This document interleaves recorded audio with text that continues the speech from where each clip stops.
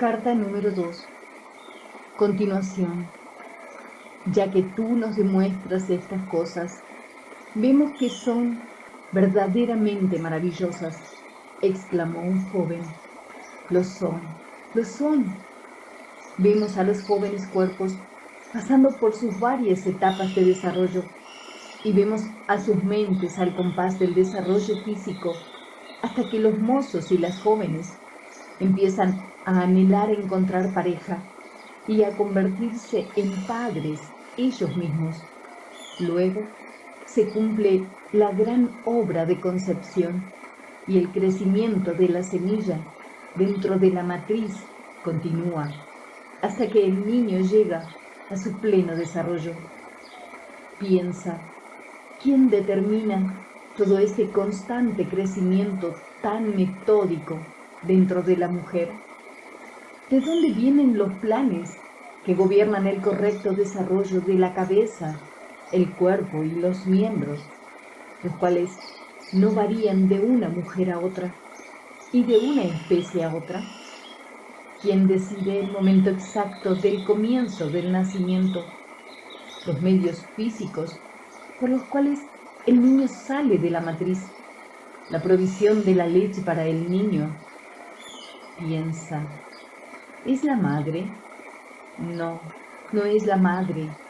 Ella no es más que testigo de todo lo que ocurre dentro de ella, desde el momento en que su marido haya estado con ella y haya sembrado su semilla para unirla con la suya. Dios hace todas estas cosas desde lejos. Sus pensamientos alcanzan a cada hombre y mujer para decidir cuándo estas cosas deben ocurrir. No, es el poder creativo de la mente, la vida inteligentemente amorosa que está dentro de toda cosa viva, la que realiza todo este trabajo. Vemos el amor de los padres hacia su descendencia, sea ave, animal u hombre. ¿De dónde viene ese amor? Proviene del poder de la mente creativa, el amor perfecto del Padre que está dentro de nosotros. Es porque el Padre hace el trabajo en las plantas, los árboles, las aves, los animales y en el hombre en sí, que hoy estamos aquí, vivos, respirando, comiendo, durmiendo, teniendo hijos, envejeciendo y luego muriendo para pasar a otro lugar más feliz. Todo esto es el trabajo del Padre que está activo dentro de nosotros. ¿Cómo se puede negar la verdad de todo lo que les he dicho esta noche? Hoy han visto a un joven moribundo vuelto a la plenitud de la vida en poco tiempo. ¿Fui yo quien le curó? Nada de eso. Por mí mismo no puedo hacer nada.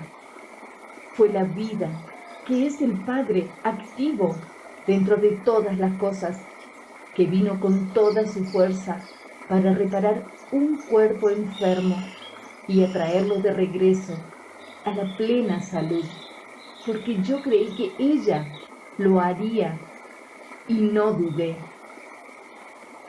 Hubo suspiros de satisfacción en el salón. Nueva luz, nuevo interés, incluso se veía una nueva dulzura en sus caras. Continúa.